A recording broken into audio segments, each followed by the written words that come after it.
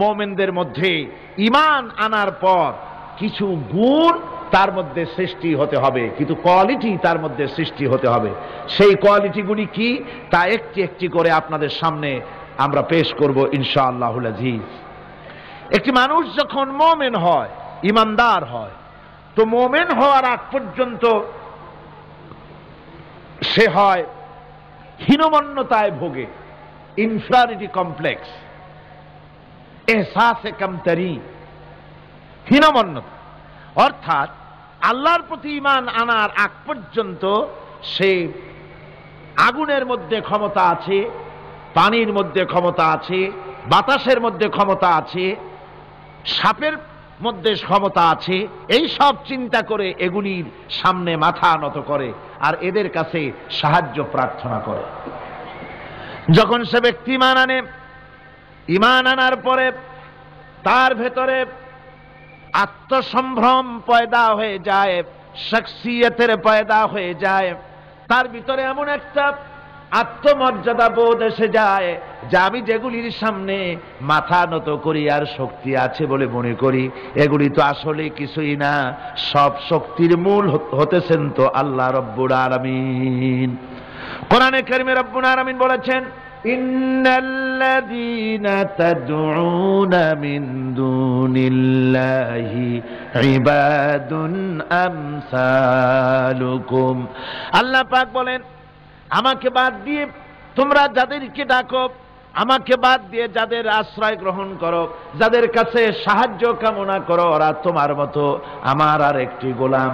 তুমি যেমন আমার গোলাম, ওরাও তেমন আমারই গোলাম। সুতরাং তুমি নিজে গোলাম হয়ে আর একটা গোলামের কাছে হাত পেতেছো, তোমার কোনো প্রয়োজন সে মিটাতে পারবে না, তোমার কোনো প্রয়োজন সে মিটাতে পারবে না। ওরা নিজের সাহায্য নিজেরা করতে পারে না। কোরআনে কারীম কি সুন্দর করে বুঝিয়েছে, হাতে তৈরি করে মূর্তি বানায়া তার সামনে তোমরা সাহায্য চাও, ওরা তোমার সাহায্য করবে কি? ওরা তো নিজের সাহায্য নিজেকে করতে পারে না। এই যে আমাদের দেশে কত মূর্তি তৈরি হয়, এক একটা 8টা 10টা করে হাত থাকে, এগুলির সামনে নানান রকমের নজর পেশ করা হয়। এগুলি যদি কুকুরে এসে খাওয়া আরম্ভ করে, আপনারা বলেন 10টা হাতের একটা হাত দিয়েও কি তাড়াই দিতে পারবে? পারবে না। এমনকি ওদের নাকের ডগায় মাছি বসে যদি মুখের মধ্যে পায়খানা করে, তাও এতগুলি হাতের একটা আঙ্গুল দিয়া মাছিটাকে উড়াই দিতে পারবে না। এরা, আল্লাহ রাব্বুল আলামিন বলেন যে ওরা মাছির মতো একটি ক্ষুদ্র প্রাণী বানাতেও সক্ষম নয়, অথচ এদের কাছে সাহায্য কামনা করা হয়। একবার রাসূল পাক সাল্লাল্লাহু আলাইহি ওয়াসাল্লামের কাছে একজন মুশরিক এসেছেন, তার কাছে একটা ভাঙ্গা মূর্তি। হুজুর জিজ্ঞেস করলেন, তোমার মূর্তিটা ভাঙা কেন? লোকটি বলল যে এটি হচ্ছে আমার খোদা, একে আমি সব সময় সাথে রাখি, না জানি কোন সময় কোন বিপদে পড়ি, এই জন্য সাথে রাখি বিপদ থেকে বাঁচার জন্য। পথিমধ্যে আমার প্রকৃতির ডাক এলো, পেশাব পায়খানায় যাওয়ার প্রয়োজন হলো, তো মনে করলাম এমন জায়গায় এই খোদা নিয়ে যাওয়া উচিত না। খোদাকে রাস্তার উপরে রেখে তারপরে গেলাম কাম সারতে। কাম সেরে এসে দেখি যে এইটার মাথা থেকে শুরু করে পা পর্যন্ত ভিজা। মনে করলাম খোদার শরীর ভিজা, না জানি নিশ্চয়ই কোনো পবিত্র বরকতপূর্ণ পানি হবে। তো এই বরকতপূর্ণ পানি আমি নিজে একটু টেস্ট করলাম, জিহ্বা দিয়া চাটলাম, খাইলাম, দেখলাম যে কেমন কেমন গন্ধ আসে, আর কি একটা টক টক জাতীয় বিশ্রী রকমের। তো মনে করলাম পবিত্র পানি এরকমের গন্ধ হবে কেন? এদিক ওদিক তাকালাম, তাকিয়ে দেখি দূরে একটা কুকুর দাঁড়ানো, তার নিচের থেকে পানি টপকাচ্ছে। তখন ভাবলাম যে আসলে কোন বরকতের পানি এটা। আমি তখন রাগ করে এইটা ঠ্যাং ধরে আছাড় মারলাম যে তুই কি খোদা না তুই একটা হুদা? তুই তো নিজেরই ঠেকাতে পারিস না বিপদ থেকে, তো আমারে ঠেকাবি কি করে? হাদিস শরীফ এসছে, রাসূল পাক সাল্লাল্লাহু আলাইহি ওয়াসাল্লাম তখন হেসে দিয়েছিলেন। সে হাসিতে হুজুরের দন্ত মোবারক বিকশিত হয়েছিল, শরীর মোবারক কেঁপে উঠেছিল। হুজুর জিজ্ঞেস করলেন, আমার কাছে কি বক্তব্য এসেছো? লোকটি বলছে, হুজুর আমার কাছে আজকে এইসব জিনিসের ব্যর্থতা অসারতা ধরা পড়েছে, আমি তৌহিদের আশ্রয় নিতে এসেছি। আল্লাহর নবী বললেন, পড়ো লা ইলাহা ইল্লাল্লাহু মুহাম্মাদুর রাসূলুল্লাহ। মুমিন ব্যক্তি আত্মমর্যাদার সৃষ্টি হয় তার কলিজার মধ্যে, আত্মসম্ভ্রম, আত্মসম্মান। সে কারো কাছে মাথা নত করবে না, তার কারণ সে জানে আমি যার গোলাম তিনি হচ্ছেন সকল ক্ষমতার উৎস। সকল ক্ষমতার উৎস কে? চিল্লায় বলতে হবে, সকল ক্ষমতার উৎস কে? কয়েকটি কথা আমাদের দেশে চালু আছে যে কথাগুলি শুনলে খুবই খারাপ লাগে। একটা হচ্ছে সকল ক্ষমতার উৎস জনগণ, এটি মারাত্মক শিরকপূর্ণ কথা। আরেকটি কথা, যখন রেডিও টিভিতে বলা হয় যে কুতুবদিয়া, হাতিয়া সন্দ্বীপ, কক্সবাজার উপকূলীয় এলাকায় থেকে 280 মাইল স্পিডে বাতাস প্রবাহিত হবে, 30 ফিট উঁচু হয়ে জলোচ্ছ্বাস হবে, গ্রেট ডেঞ্জার সিগন্যাল নাম্বার 10 দেখাবার জন্য বলা হলো। সাথে সাথে তারপরেই রেডিও টিভি থেকে, সরকারি যন্ত্র থেকে সরকারের লোকেরা বলতে থাকেন এই বিরাট তুফান, জলোচ্ছ্বাস এবং ঘূর্ণিঝড়ের মোকাবেলা করার জন্য সেনাবাহিনী প্রস্তুত করে রাখা হয়েছে। কি বেকুফি! 30 ফুট জলোচ্ছ্বাস হবে, সেনাবাহিনী করবে কি? বন্দুক নিয়ে দাঁড়ায় থাকবে? মোকাবেলা করবা? প্রচন্ড বাতাসের মোকাবেলা করবা তুমি সলিমুদ্দিন? হ্যাঁ, বরং বলা যেতে পারে ঘূর্ণিঝড় এবং জলোচ্ছ্বাসের পরে যে দুর্যোগ সৃষ্টি হবে তড়িৎ গতিতে, আমরা সেই দুর্যোগকে, মানুষকে ঠেকাবার জন্য আমরা প্রাণ চেষ্টা চালাবো। আমাদের সব মেশিনারি সেজন্য প্রস্তুত আছে, এটা বলা যেতে পারে। কিন্তু ঝড়ের মোকাবেলা করব, মারাত্মক কথা, মারাত্মক কথা। আবার আরেকটি কথা খুবই মারাত্মক, এগুলো পত্র পত্রিকায় দেখি, অমুক দলের অমুক নেতা হসপিটালে মৃত্যুর সঙ্গে পাঞ্জা লড়তেছে।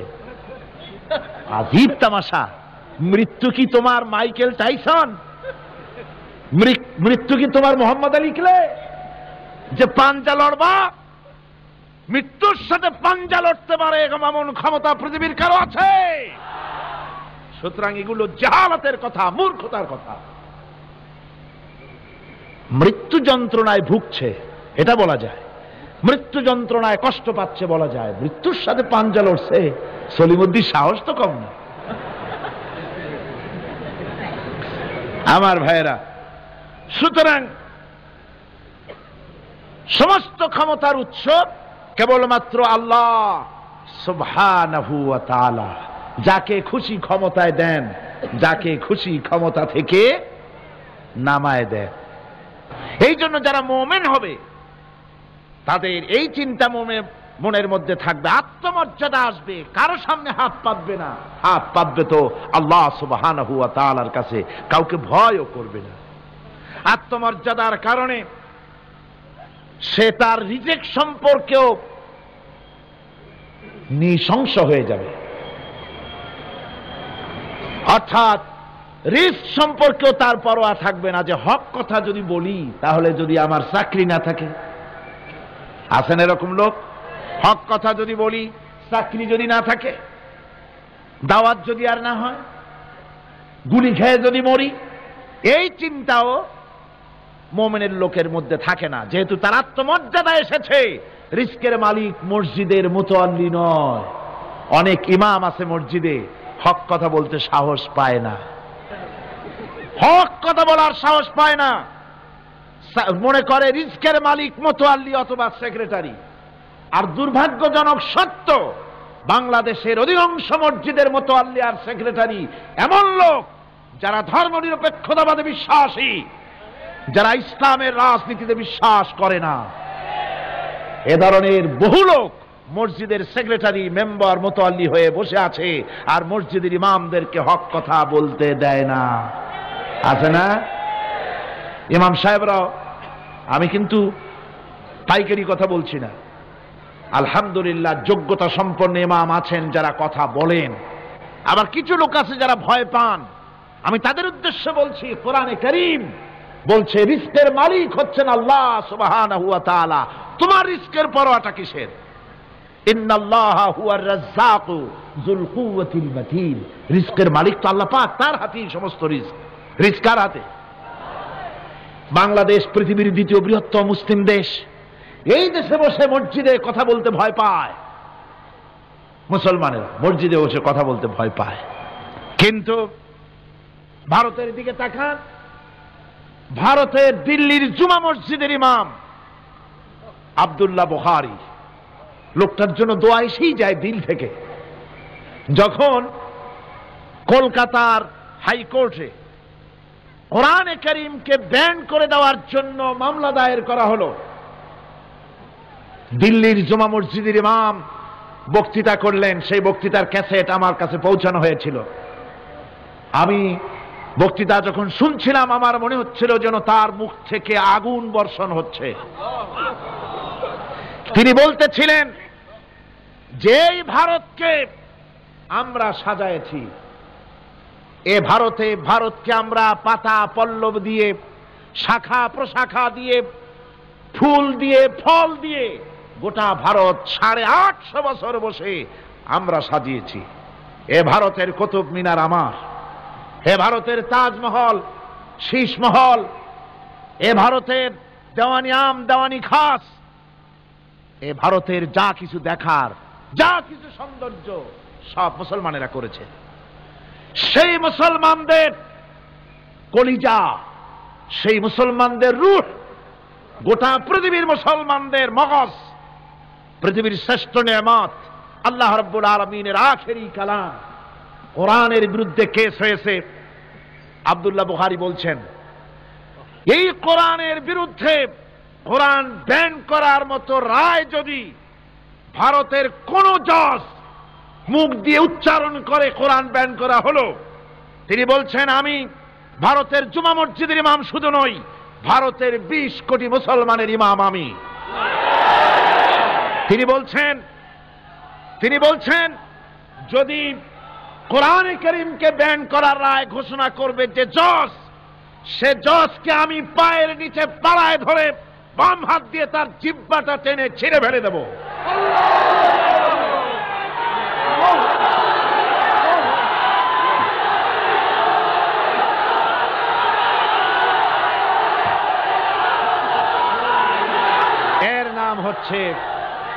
এর নাম ঈমান। জোরে বলেন, এর নাম কি? এর নাম ঈমান। ঈমান আনার পর প্রথম যে কোয়ালিটিটা হবে, সেই কোয়ালিটি হচ্ছে পার্সোনালিটি, আত্মসম্ভ্রম, আত্মমর্যাদা। দুনিয়ায় কারোর সামনে মাথা সে নত করবে না, মাথা নত করবে কেবলমাত্র আল্লাহর কাছে। সে বিশ্বাস করবে খাইরিহি ওয়া শাররিহি মিনাল্লাহি তাআলা, ভালো মন্দ সব কার কাছ থেকে হয়? আল্লাহর কাছ থেকে হয়। সে কিছুতেই বিশ্বাস করবে না যে কোনো মাজারের কাছে গেলে, কবরের কাছে গেলে আমার তকদির পাল্টে যাবে, কোন মোমেন তা বিশ্বাস করবে না। কথা বুঝতে পেরেছেন? ভালো করার মন্দ করার সত্তা মালিক আল্লাহ সুবহানাহু ওয়া তাআলা। এরপরে 2 নম্বরের যে কোয়ালিটি সৃষ্টি হবে মুমিনের মধ্যে ঈমান আনার পর, সে গুণটা হচ্ছে সে বিনয়ী হবে। বিনয়, বিনম্রতা আর এক বৈশিষ্ট্য হবে। বিনয় এবং বিনম্রতার বৈশিষ্ট্য হবে। তার কারণ হচ্ছে ঈমান আনার পরে সে জানতে পেরেছে আল্লাহ রাব্বুল আলামিনের কর্তৃত্ব থেকে বেরিয়ে আসার ক্ষমতা কারো নাই। অহংকার করে যাব কোথায়? আস্ফালন করে যাব কোথায়? আল্লাহর রাজত্বের বাইরে, আল্লাহর ক্ষমতার বাইরে যাওয়ার ক্ষমতা তো কারোই নাই। সুতরাং অহংকার তার মধ্যে জায়গা পাবে না।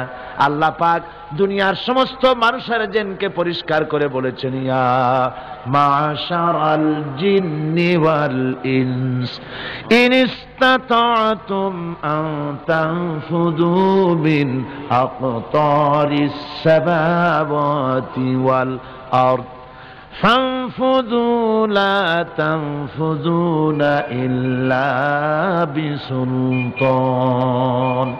হে পৃথিবীর মানুষেরা আর জেনেরা, যদি সম্ভব হয় আমার আকাশের নিচের থেকে, জমিনের উপর থেকে বেরিয়ে যা।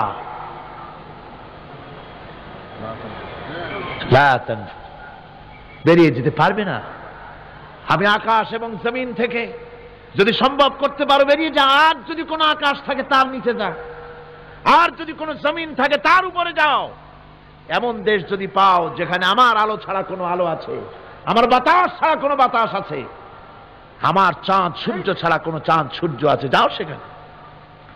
আল্লাহ রাব্বুল আলামিন বলেন নাই এরকম যাওয়ার কোনো উপায় নাই। আমি আল্লাহ রাব্বুল আলামিন আকাশ আর জমিন দিয়ে প্যাকেট করে রেখেছি, আটকায় রেখেছি। আমার রাজত্ব থেকে, আমার ক্ষমতা থেকে, আমার কর্তৃত্ব থেকে বেরিয়ে যাওয়ার ক্ষমতা কোনো মানুষের নাই, কোনো জিনের নাই, কোনো প্রাণীর নাই। সুবহানাল্লাহি ওয়া বিহামদিহি। মানুষ হচ্ছে অহংকার কিসের হবে? তোমরা হচ্ছ ফকির। আল্লাহ পাক বলছেন ওয়াল্লাহুল গনিয়্যু ওয়া আনতুমুল ফুকারা। আল্লাহ হচ্ছেন গনি। আল্লাহ কি? গনি, বেনিয়াজ, বেপরোয়া। ফাআলুল লিমা ইউরিদ, যা খুশি তাই করে, কারো মুখাপেক্ষী তিনি নন। কোরআনে কারীমে রব্বুল আলামিন বলেছেন নবী আপনি আমার ব্যাপারে, আমার গুণাবলীর ব্যাপারে বলুন। কুল হুয়াল্লাহু আহাদ, পড়েন সবাই। কুল হুয়াল্লাহু আহাদ আল্লাহুস সামাদ লাম ইয়ালিদ ওয়া লাম ইউলাদ ওয়া লাম ইয়াকুল লাহু কুফুয়ান আহাদ। আল্লাহ পাক বলেন বান্দারে ও আমার নবী আপনি বলুন আল্লাহ পাক এক এবং একক, তিনি নিরঙ্কুশ, তিনি বেনিয়াস, তিনি কারো মুখাপেক্ষী নন, তিনি কাউকে জন্ম দেন নাই, তাকেও কেউ জন্ম দেয়নি। আকাশ এবং জমিনে আল্লাহর সমকক্ষ কেউ নাই। তোমরা হচ্ছ ফকির আর আমি আল্লাহ হচ্ছি বেনিয়াস। লিল্লাহি মা ফিস সামাওয়াতি ওয়া মা ফিল আরদ, আকাশে যা আছে জমিনে যা আছে সব আল্লাহর। সব কার? আল্লাহ পাকের। সুতরাং কিসের অহংকার, কিসের মাতবানি? মানুষ পেছনের কথা ভুলে যায়, মোটেই চিন্তা করে না। একটু আগে যারা ক্ষমতায় ছিল আজকে তারা ক্ষমতা হারা, আজকে যারা ক্ষমতায় এলো তারা আবার ক্ষমতা মসনদে বসে দুনিয়ার সব বিপদ আপদ ভুলে যায়। আল্লাহ রাব্বুল আলামিন বলেন যারা নাকি মুমিন বান্দাদের বিনয় এবং বিনম্রতা তাদের মধ্যে সৃষ্টি হয়ে যাবে, তার কারণ হলো আল্লাহ পাক বলেছেন ওয়ালা তামশি ফিল আরদি মারহান ইন্নাকা লান তাখরিকাল আরদা ওয়া লান তাবলুগাল জিবালা তুলা। ওয়ালা তামশি ফিল আরদি মারহান, আমার জমিনের উপরে অহংকার করে পা ফেলো না। তুমি কি পারবে অহংকার করে আমার জমিনটাকে ফাটাই দিতে? কি বলেন, পারা যাবে? অহংকার করে জমিনের উপরে লাথি মারেন জোরে, জমিন ফাটবে? ফাটবে না, আপনার পা ছিঁড়ে যাবে। আপনি কি পারবেন অহংকার করে পাহাড়ের উচ্চতা লাফ দিয়ে ছাড়াই যেতে পারবেন? তাও পারবেন না। সুতরাং আল্লাহ পাকের উপরে ঈমান আনলে পরে তাদের মাথা এভাবে নত হয়ে যায়, অহংকার তাদের মধ্যে জায়গা পায় না। অহংকার কিসের? কিসের অহংকার তোমার? মানুষ তার জন্মের কথা, কোরআনে কারীম বলে মানুষ কি তার জন্মের কথা স্মরণ করে না? তোমার তো এমন অবস্থা ছিল দুনিয়ায় উল্লেখযোগ্য বিষয়বস্তু হিসাবে তুমি পরিগণিত ছিলে না। তুমি হচ্ছ, তোমার জন্মের উৎস কথা হচ্ছে এক ফোঁটা নাপাক পানি, এমন নাপাক পানি যা শরীর থেকে নির্গত হলে পরে গোসল করা ওয়াজিব হয়ে যায়।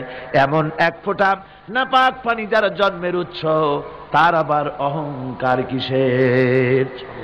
পৃথিবীতে অহংকার যারাই করলো আল্লাহ পাক তাদেরকে ভালো করে দেখায় দিলেন।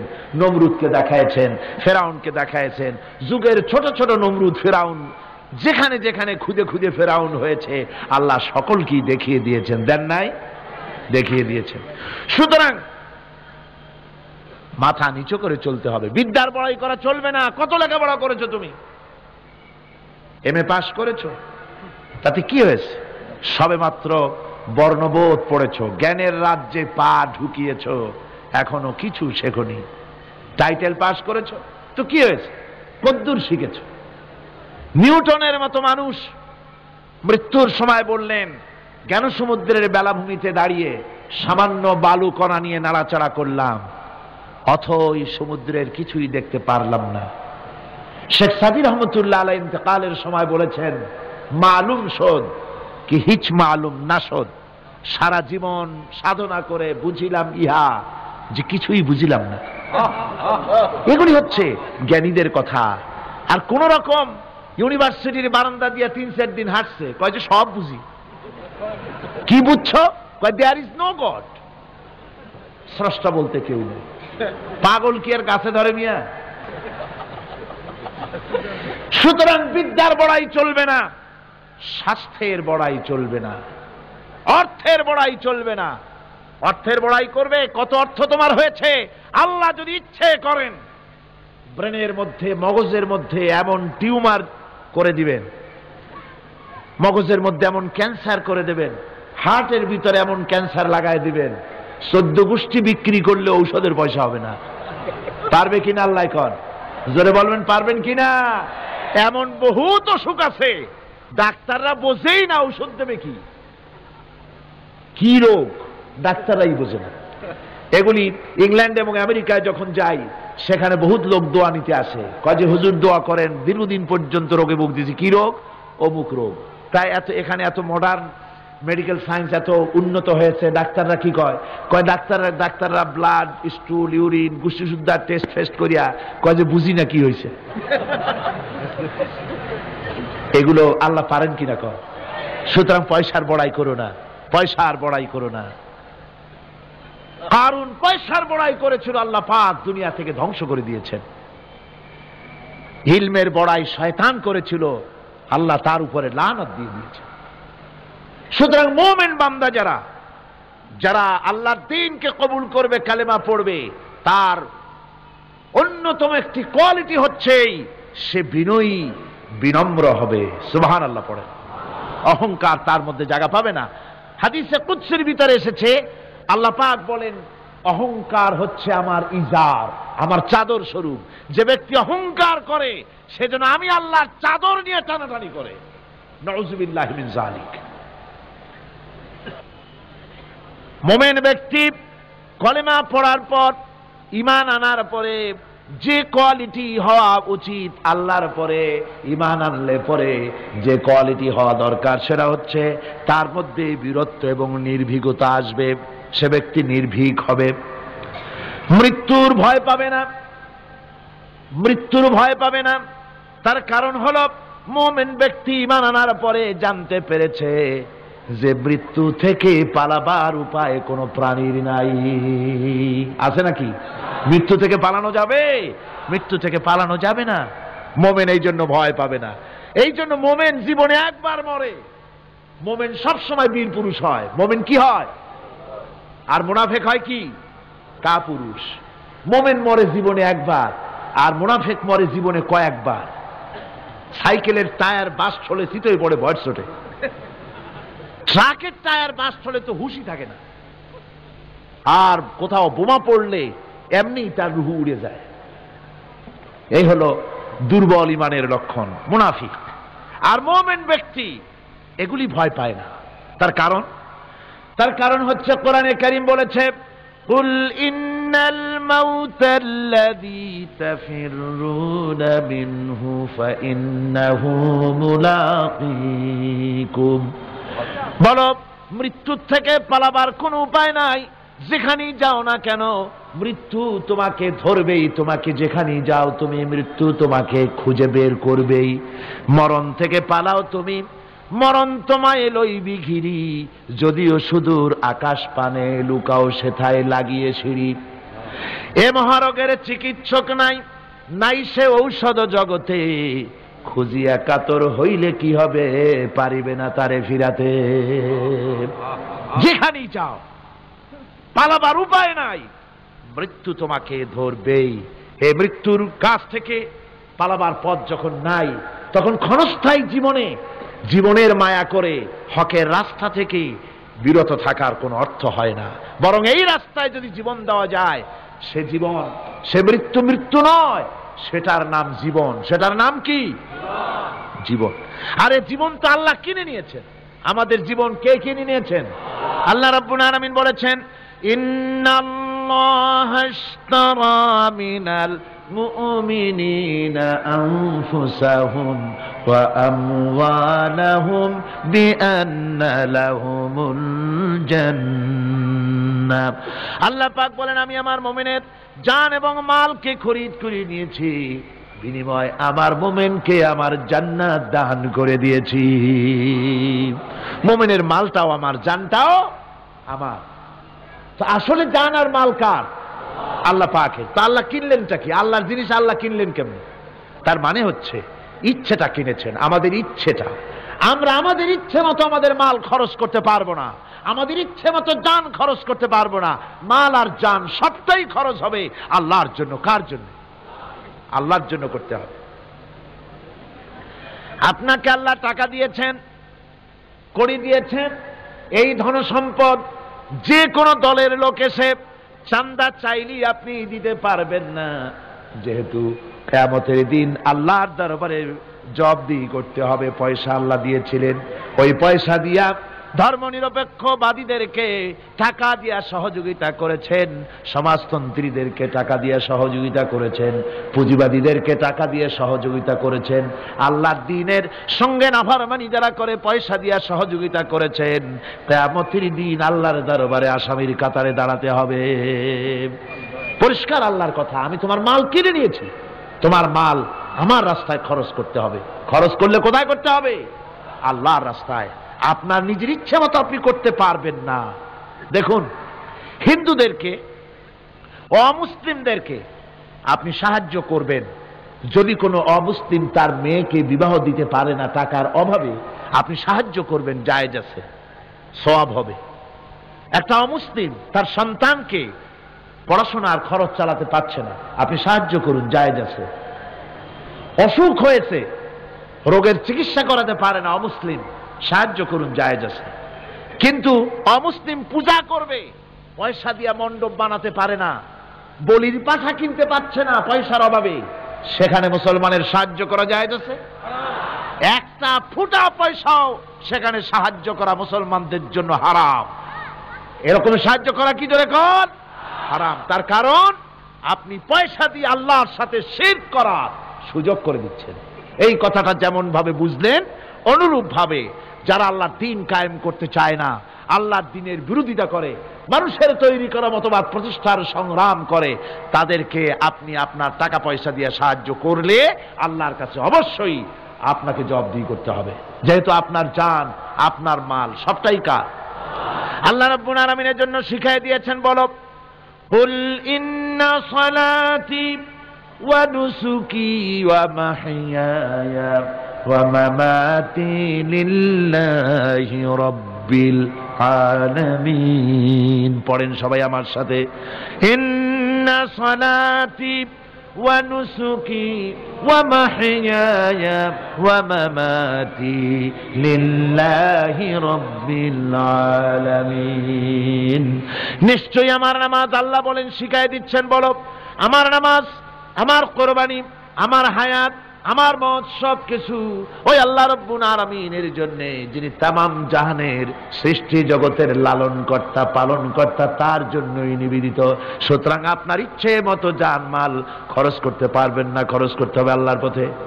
বুকের মধ্যে যে জানটা আছে, জান আপনার, কিন্তু আপনি কি আত্মহত্যা করতে পারবেন? আত্মহত্যা করলে কি হয়? কবিরা গুনাহ। কি হবে? কবিরা গুনাহ। কিয়ামতের শাস্তি কি? জাহান্নাম। কোথায় যেতে হবে? জাহান্নাম। যদিও জানটা আপনার মধ্যে আপনার, কিন্তু এটা আল্লাহ আপনার কাছে আমানত রেখেছেন। এই জান আপনি যেখানে সেখানে খরচ করতে পারবেন না।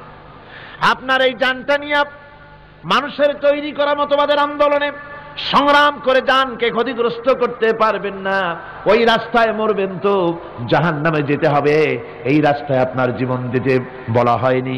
আপনার জান আর মাল সবটা খরচ করতে হবে আল্লাহ রাব্বুল আলামিনের জন্য, যেহেতু আমাদের জান মালের বিনিময়ে আল্লাহ রাব্বুল আলামিন আমাদেরকে জান্নাতের ওয়াদা করেছেন। মুমিন ব্যক্তির এই কোয়ালিটি হবে। মুমিন ব্যক্তি, সে ব্যক্তি, তার মনের মধ্যে এই চিন্তা হবে, কেউ আমাকে ক্ষতি করতে পারবে না, আমাকে কেউ মারতে পারবে না। ওয়ামা হুম বিদাররিনা বিহি মিন আহাদিন ইল্লা বিইذনিল্লাহ। আল্লাহর বিনা হুকুমে আমার এক গাছা পশমও কেউ বাঁকা করতে পারবে না। এটাই মুমিনের ঈমান হওয়া উচিত।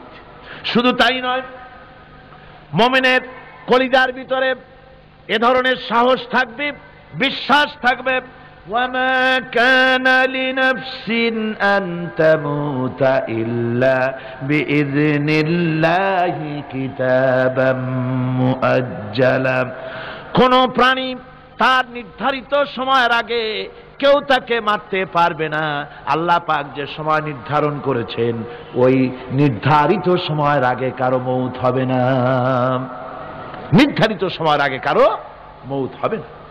কোরআনে কারীমে ভিন্ন জায়গায় আল্লাহ বলেন, قُلْ لَوْ كُنْتُمْ فِي بُيُوتِكُمْ لَبَرَزَ الَّذِينَ كُتِبَ عَلَيْهِمُ الْقَتْلُ إِلَى مَضَاجِعِهِمْ। আল্লাহ পাক বলেন, নবী বলুন, ভাগ্যে যদি নিহত হওয়া থাকে, ভাগ্যে যদি নিহত হওয়া থাকে, সে যদি তার নিজের বিছানায়ও থাকে, ওই বিছানা থেকে তাকে বেরিয়ে যেতে হবে, মৃত্যুর জায়গায় তাকে পৌঁছে যেতে হবে। কেউ রক্ষা করতে পারবে না।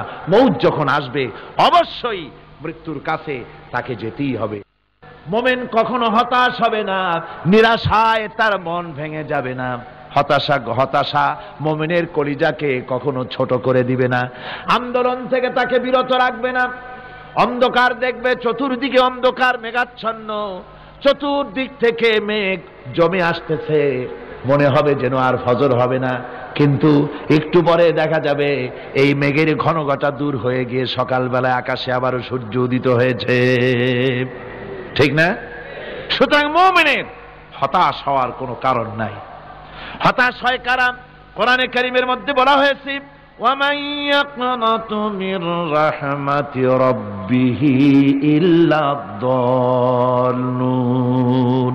কেবলমাত্র পথভ্রষ্ট লোকেরাই, কেবলমাত্র গোমরাহ লোকেরাই তারাই নিরাশ হয়, হতাশ হয়। ঈমানদার লোক কখনো হতাশ হয় না।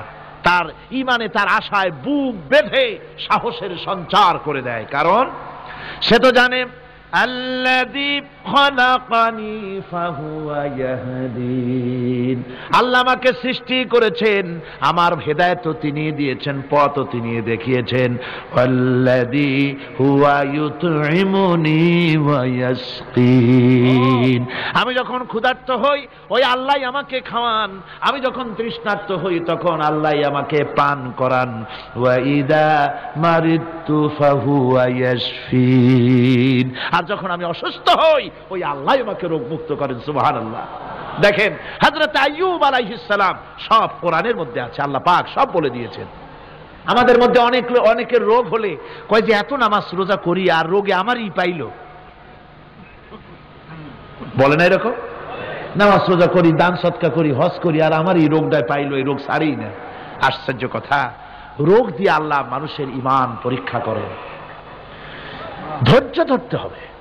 হযরত আইয়ুব আলাইহিস সালামের রোগ হলো, 18টি বছর পর্যন্ত রোগে ভুগলেন। 18 বছর শরীর পচে যেতে লাগলো, বিবি বাল বাচ্চা সব তার কাছ থেকে ছড়ে গেল। গ্রামের লোকেরা তাকে তাড়ায় দিল, জঙ্গলের ভিতরে তিনি কাটাতে লাগলেন। এরপরে তিনি কষ্টে অস্থির হয়ে গেলেন, কোন শেকায়েত আল্লাহর দরবারে তোলেন নাই। বলেছেন, আয় আল্লাহ পাক, আমি দারুণ ভাবে রোগগ্রস্ত হয়ে পড়েছি, আর তুমি রহমান রহিম। হযরতে আইয়ুব আলাইহিস সালাম 18টি বছর রোগ ভোগ করার পর যখন তিনি লক্ষ্য করলেন শুধু শরীরের ভিতরেই পোকা না, এবার পোকা জিহ্বার মধ্যে শুরু হয়ে গেছে, জিহ্বায় পোকা ধরেছে, গায়ের গোশতে পোকা, পুজ পোকা, পচে পচে শরীর পড়তেছে, জিহ্বার মধ্যেও পোকা হয়ে গেছে। হযরত আইয়ুব আলাইহিস সালাম এবার আল্লাহর দরবারে হাত তুলে বলেন, রব্বুল আলামিন, এতদিন কোনো কথা বলি নাই, 18টি বছর পর্যন্ত হাসি মুখে আমি সহ্য করে চলছি, তুমি রোগ দিয়েছো বলার আমার কিছুই নাই, কিন্তু এবার অবশ্যই শিকায়েত করব, যেহেতু আমার জিহ্বায় পোকা ধরেছে, মাবুদ আমার জিহ্বায় পোকা দিও না, আমার জিহ্বায় যদি পোকা হয়ে যায় তাহলে তোমার মতো আল্লাহর জিকির আমি কি দিয়া করব? আয় আল্লাহ, জিহ্বাটা সুস্থ রাখো যাতে করে তোমার জিকির করতে পারি। সুবহানাল্লাহ। আমার আল্লাহ রাব্বুল আলামিন পরিষ্কার করে কোরআনে কারীমের মধ্যে বলে দিলেন, আমি আইয়ুব আলাইহিস সালামের আইয়ুবের রোগ মুক্ত করে দিলাম এবং তার হারানো সব সম্পদ আমি তাকে দান করে দিলাম। মুমিন বান্দা যারা, তারা রোগে শোকে এভাবে কাতর হবে না, নিরাশ হবে না, মনে করবে আল্লাহ রাব্বুল আলামিন আমাকে পরীক্ষা করছেন, এরপরে নিয়ামত আসবে, হতাশা তাকে পেয়ে বসবে না। দেখেন ইউসুফ আলাইহিস সালাম তাকে কুয়ার মধ্যে ফেলে দিল, কারা? ভাইরা কুয়ার মধ্যে ফেলে দিল। কুয়ার মধ্যে ফেলানো হয়েছে, ভাইরা মনে করলো এটা মরণ কুয়া, এটা মৃত্যু কূপ, এখানে ইউসুফ আলাইহিস সালাম শেষ হয়ে যাবে।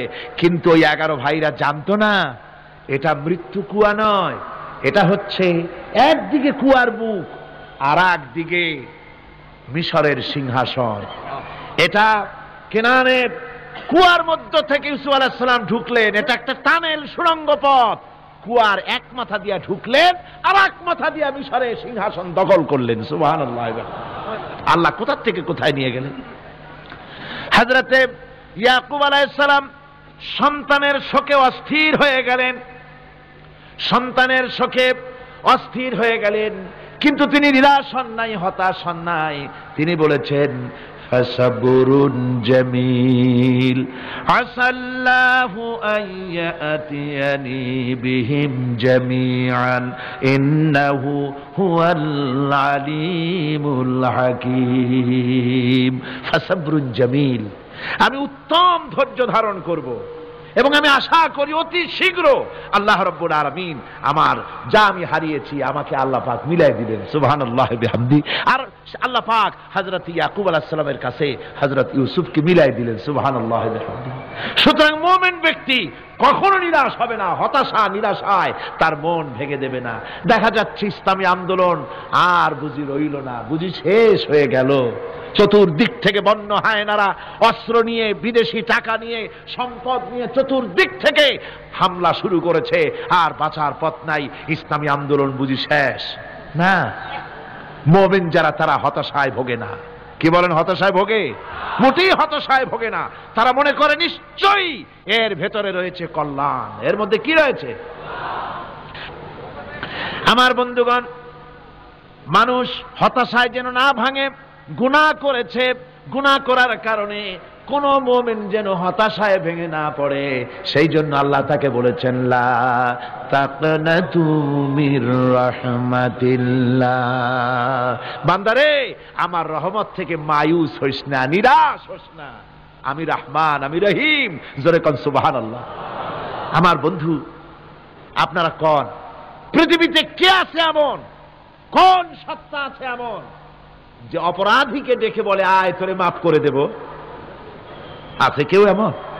বাপও বলেন, বাপও ছেলে যদি অপরাধ করে ডেকে বলে না আয় মাফ করে দিই। অবশ্য মন চায় ছেলে মাফ চাক, তাহলে মাফ করে দিব। মাফ না চাও পর্যন্ত বাপেও ডাকে না, মাও ডাকে না যে অপরাধ করেছিস আয় মাফ করে দিই।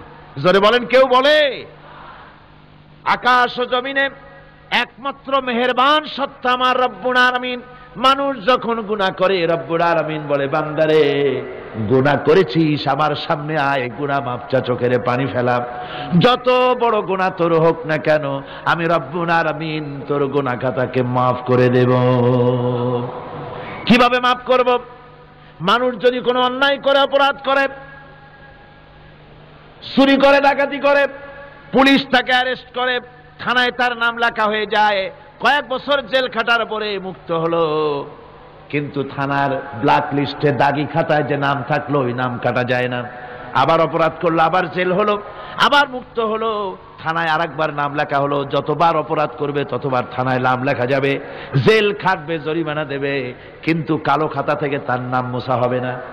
আল্লাহ রাব্বুল আলামিনের অফিসের কাণ্ড ভিন্ন, কোন মানুষ যদি অপরাধ করে, গুনাহ করে যদি রব্বুল আলামিনের দরবারে বিনীতভাবে মাপ চায়, আল্লাহ রাব্বুল আলামিন বলেন শুধু গুনাহ মাফ করি না, গুনার খাতা থেকেও নামটা আমি আল্লাহ তোমার মুছে ফেলে দেই। গুনাহ আমার কাছে মাপ চাও, আমাকে ডাকো, আমি তোমার কাছে আছি। وَإِذَا سَأَلَكَ عِبَادِي عَنِّي فَإِنِّي قَرِيبٌ। আল্লাহ পাক বলেন বান্দা যখন আমাকে ডাকে, আমি বান্দার একদম নিকটে, তার ঘাড়ের চাইতেও নিকটে। ওয়ানাহানু আকরাবু ইলাইহি মিন হাবলিল ওয়ারিদ। আমি আমার বান্দার সারা যে রগের উপরে তার মাথা, এর থেকেও আমি আমার বান্দার বেশি নিকটে। সুবহানাল্লাহ পড়ে। আমি তোমার কাছে, আমার কাছে মাপ চাও, যত বড় গুনাহ হোক। ওয়াকালা রাব্বুকুম উদউনি আস্তাজিব লাকুম। তোমার প্রভু তোমাকে ডেকে বলেছে আমাকে ডাকো, আমি মাফ করে দেব। সুবহানাল্লাহি ওয়া বিহামদিহি। কত বড় কথা, আমাকে ডাকো, নিরাশ হয়ো না, হতাশ হয়ো না। আল্লাহর গজব বেশি না রহমত বেশি? আল্লাহর রহমত বেশি। হাদিসে কুদসির ভিতরে এসেছে, আল্লাহ পাক বলেছেন কোন বান্দা যদি আমার দিকে এক বিগত অগ্রসর হয়, আমার রহমত তার দিকে এক হাত এগিয়ে যায়। কোন বান্দা যদি আমার দিকে হেঁটে আসে, আমার রহমত তার দিকে দৌড়ে যায়। বান্দা যখন আল্লাহর দরবারে দুহাত উঁচু করে চোখের পানি ফেলে দেয়, মুসলিম শরীফের হাদিসের ভিতরে এসেছে গভীর রাতের তৃতীয় অংশে আল্লাহ রাব্বুল আলামিন প্রথম আকাশে আসেন আর ডেকে বলেন পৃথিবীতে আছো নাকি কেউ গুনাহ করে জীবন বরবাদ করে দিয়েছো, আমার কাছে মাপ চাও।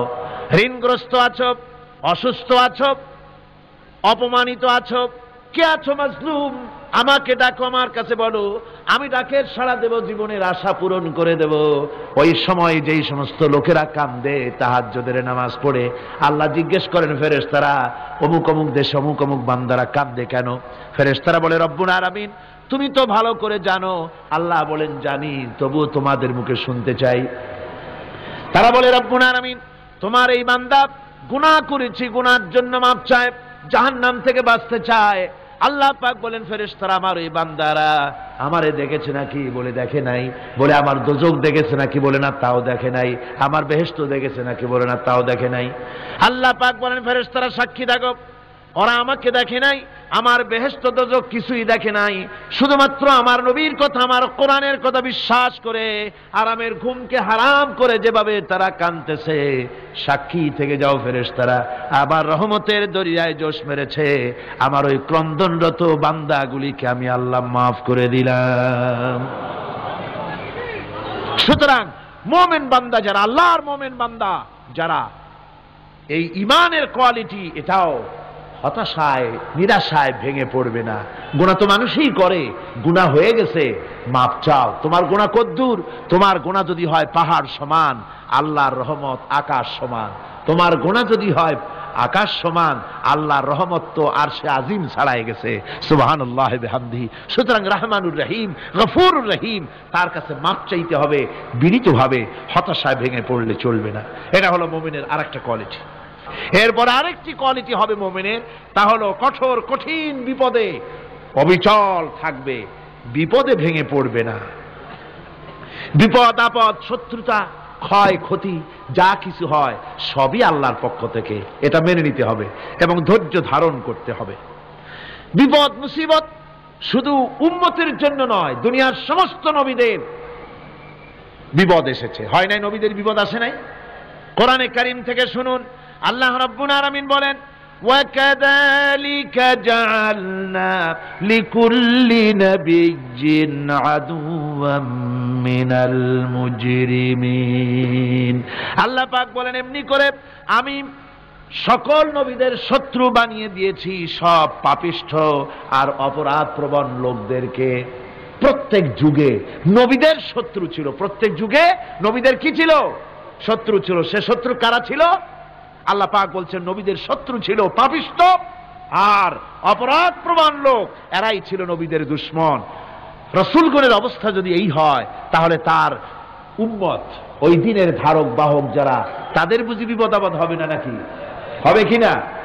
তো ইসলামের বিরোধিতা যারা করে, কোরআনের পরিভাষায় বলা হয়েছে ইসলামের দুশমন, নবীদের দুশমন।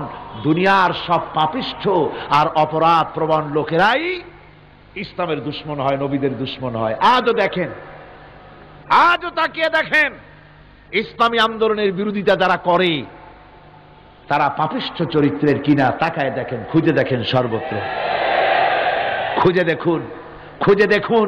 যারা ইসলামী আন্দোলনের বিরোধিতা করে, যারা ইসলামকে মিটিয়ে দেওয়ার চেষ্টা করতেছে, যারা ইসলামকে মৌলবাদ বলে, ইসলামকে সাম্প্রদায়িক বলে, কোরআনে কারীমের কথা কত স্পষ্ট যে নবীদের দুশমন হয়, ইসলামের দুশমন হয় মুজরিম লোকেরা, অপরাধ প্রবণ আর পাপিষ্ঠ লোকেরা। আজও আমরা দেখতে পাই এই শ্রেণীর লোকেরা পাপিষ্ঠ এবং সবচাইতে সমাজের নিকৃষ্ট ধরনের চরিত্রহীন লোক। নামাজ নাই। আপনি খুঁজে দেখেন ইসলামী আন্দোলনের বিরোধিতা যারা করছে, যারা নেতৃত্ব দিচ্ছে, নামাজ নাই, রোজা নাই, চরিত্র নাই, হজ নাই, যাকাত নাই, মদ, জুয়া, জেনা, ব্যভিচার ইত্যাদিতে লিপ্ত। চেহারা দেখলে ছেলেপেলেরা 2 গ্লাস পানি খায় ভরসটে। কথা ঠিক কিনা কর? এই হলো অবস্থা। মারে কেন? মুমিনদেরকে, পয়গম্বরদেরকে, সাহাবীদেরকে এবং ঈমানদারদেরকে মারে কেন? তার কারণ হচ্ছে আল্লাহ রাব্বুল আলামিন বলেছেন, ওয়া মা নাকামু মিনহুম ইল্লা আইয়ুমিনু বিল্লাহিল আজিজিল হামিদ। কাফিররা ঈমানদার লোকদেরকে অন্য কোন অপরাধী নির্যাতন চালায় না, নির্যাতন চালায় শুধু এই কারণে যেহেতু মুমিন লোকেরা পরাক্রমশালী, আল্লাহ রাব্বুল আলামিনের দিনকে কায়েম করতে চায়, তার উপরে ঈমান এনেছে, এই কারণেই তারা মারে। ঠিক কিনা কর? যুগে যুগে নবীদের উপরে, সাহাবীদের উপরে যে অত্যাচার হয়েছে, সেই অত্যাচার এই কারণেই হয়েছে, অন্য কোনো কারণে নয়। এই কঠিন বিপদে অবিচলতা এবং ধৈর্যের দৃষ্টান্ত নবীগণ পেশ করেছেন পৃথিবীর বুকে। আমরা দেখেছি ইব্রাহিম আলাইহিস সালামকে আগুনে ফালানো হয়েছে, আছে না কোরআন শরীফে? আমি কিন্তু গল্প করতেছি না, সব কোরআনের কথা। কিসের কথা? ইব্রাহিম আলাইহিস সালামকে আগুনে ফালানো হচ্ছে। অপরাধ কি? অপরাধ হচ্ছে হযরত ইব্রাহিম আলাইহিস সালাম দাওয়াত দিয়েছেন, লা ইলাহা ইল্লাল্লাহ। জোরে পড়েন, লা ইলাহা ইল্লাল্লাহ, লা ইলাহা ইল্লাল্লাহ। একটু জোরে করেন, লা লা ইলাহা ইল্লাল্লাহ।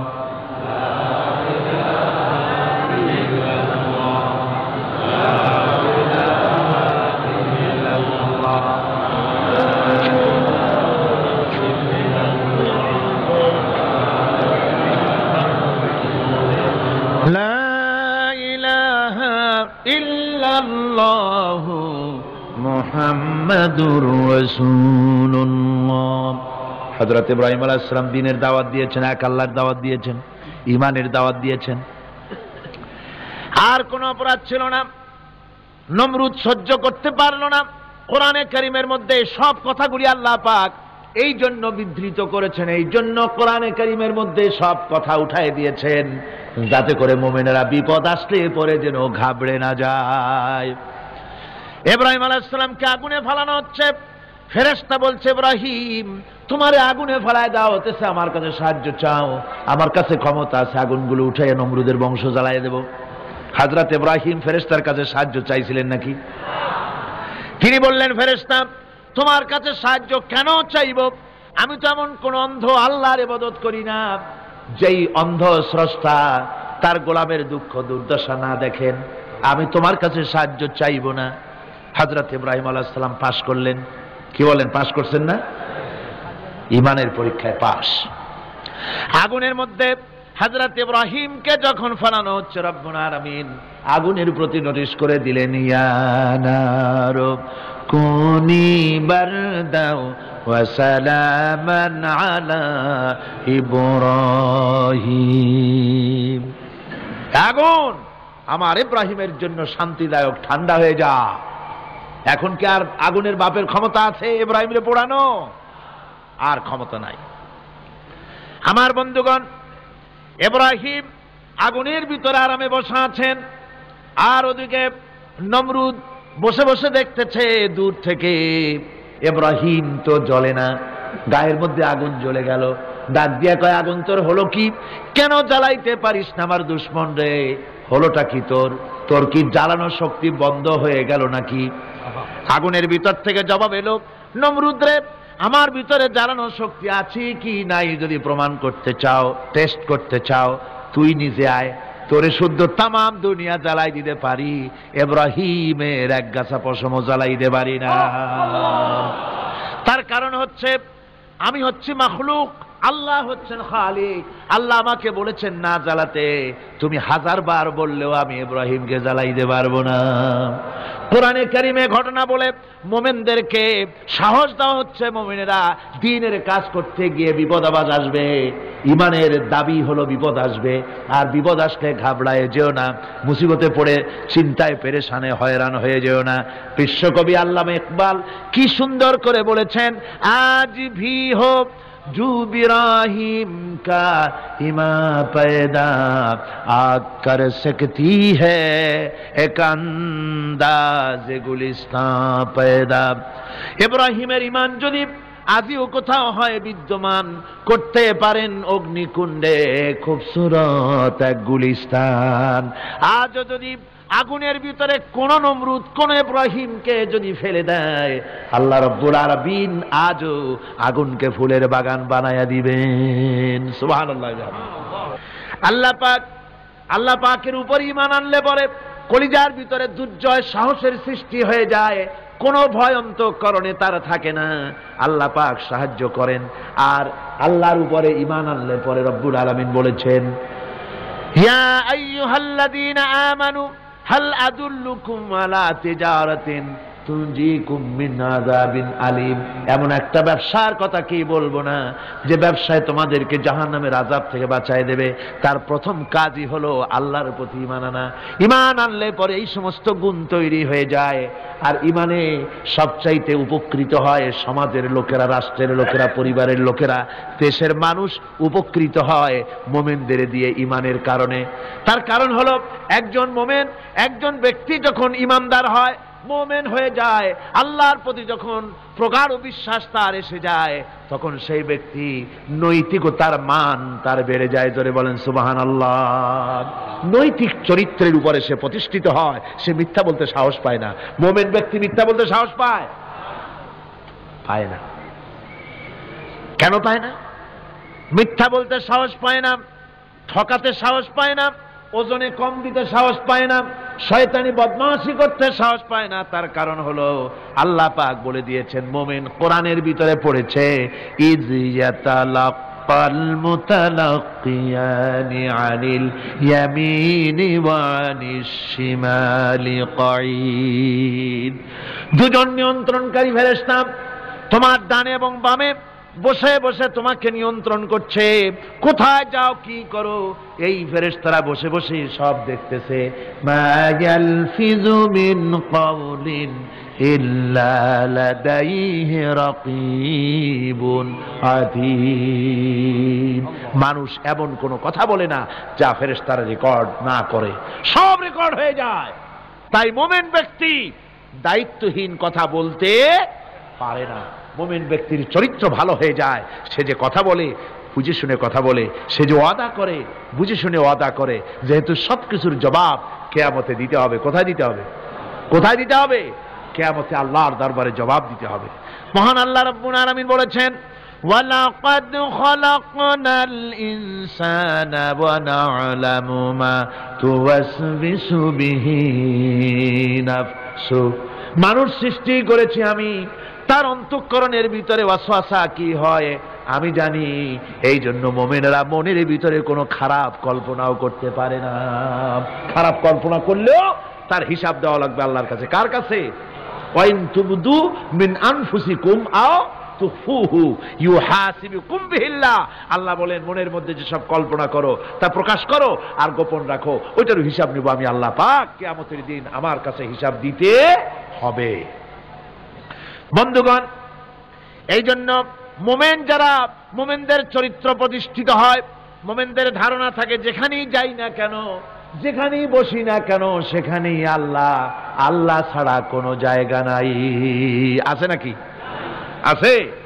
আল্লাহ পাক বলেন মা ইয়াকুনু মিন নাজওয়া সালাসাতিন ইল্লা হুয়া রাবিউহুম, তোমরা যেখানে তিনজন মিলে পরামর্শ করো, মনে রেখো তিনজন নও, ওখানে চতুর্থ সত্তা আমি রব্বুল আলামিন তোমাদের কাছে আছি।